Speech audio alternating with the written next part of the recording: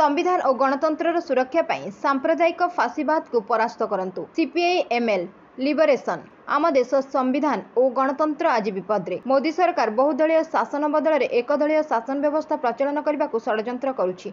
तेणु आगामी निर्वाचन में बीजेपी को केंद्र क्षमतार हटाइबा देशपाई अत्यंत जरूरी। दिल्ली और झारखंड मुख्यमंत्री समेत विरोधी दल नेतृवृंद को जेल रे बंद करा जाउछि। ईडी सीबीआई एनआईए भली सांविधानिक संस्था को दलीय स्वार्थ व्यवहार कर गणतंत्र को ध्वंस करा जाउछि। न्यायपालिका को धमकाइबा और भर्त्सना करा जाउछि। कॉर्पोरेट मीडिया माध्यम ताहा मिछर प्रचार बारंबार करी जनगणक उपर मनोवैज्ञानिक चाप सृष्टि करा जाउछि। 10 वर्षर शासन काल में मोदीजी केवल मिथ्या प्रतिश्रुति कॉर्पोरेट लूट और दमन कर चलती। संख्यालघुक विरोध में घृणा और हिंसार वातावरण भितर भोट ध्रुवीकरण पर लगी पड़ती। समस्त कथार ओडिशार नवीन बाबू मोदीजी को समर्थन देइछन्ति।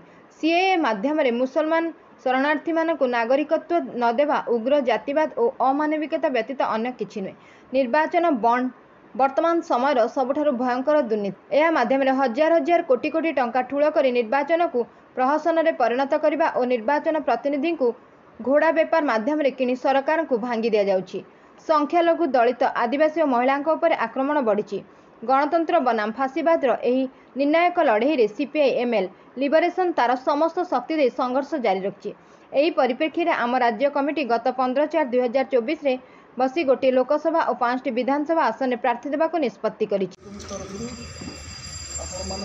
स्वागत करुछु सांबादिक सम्मेलन के आपण मानक माध्यम रे आमे ओडिशावासी कहବାକୁ चाहूछु जे जो निर्वाचन भारतवर्ष में ओडिशा होछि ये निर्वाचन अन्य निर्वाचन को भिन्न एक विषम समय देकर ये निर्वाचन होछि। ये निर्वाचन मुख्यतः गणतंत्र बनाम फासीवाद। जदि मोदी द्वितीय थर शासन क्षमता को आसन से जो ढंग से सब सांविधानिक संस्था भांगा चाहते से एपरिक सुप्रीमकोर्ट को घोषणा करगाली कर इलेक्टोरल बंड पर से कहते इलेक्टोरल बंड को से असंविधान घोषणा कले यहाँ ठीक नुहे। यार परिणति देशवासी भोगे यहाँ अपरोक्ष से धमक। तेणु समस्त ईडी सीबीआई आउ समस्त आर्थिक संस्था को लगे विरोधी दल नेता को हैरान हरकत कर जेल पुराउछन्ति। अन्य जगह गुणुपुर अनासीम शबर आपण लक्ष्मीपुर राजेश मान्नांगी विषमकटक रामचंद्र पास्का रायगढ़ में जयंत जानी सत्यवादी अशोक प्रधान। आम निर्वाचन चिन्ह हूँ पताका भितर 3 तारा।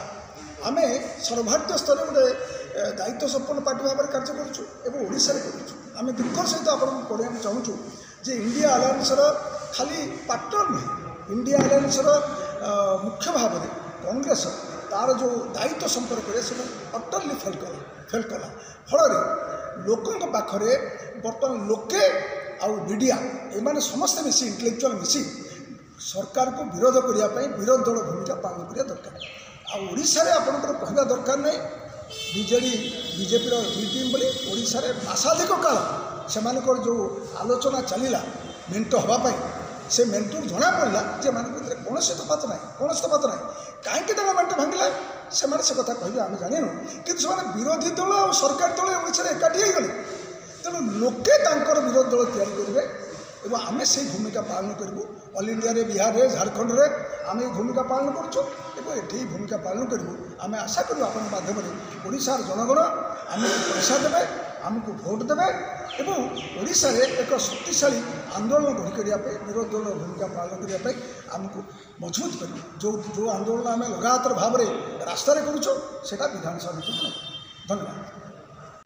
या छड़ा मोदी 2014 क्षमता को आसिया पर ये 10 वर्ष भर कौन कर लोक सी जहाँ जहाँ कहते प्रतिश्रुति देते से गुड़ाक मुझे दोहरेबी आपने जानते देशवासी जानते कौन से प्रतिश्रुति रक्षा कले अपरंतु कॉर्पोरेट लुट और लुट विरुद्ध लोकंर जो आंदोलन तक दमन करवा आ मिछर प्रतिश्रुति डाहा मिछर प्रतिश्रुति छुटेवा ये मोदींकर अभ्यास परिणत हो।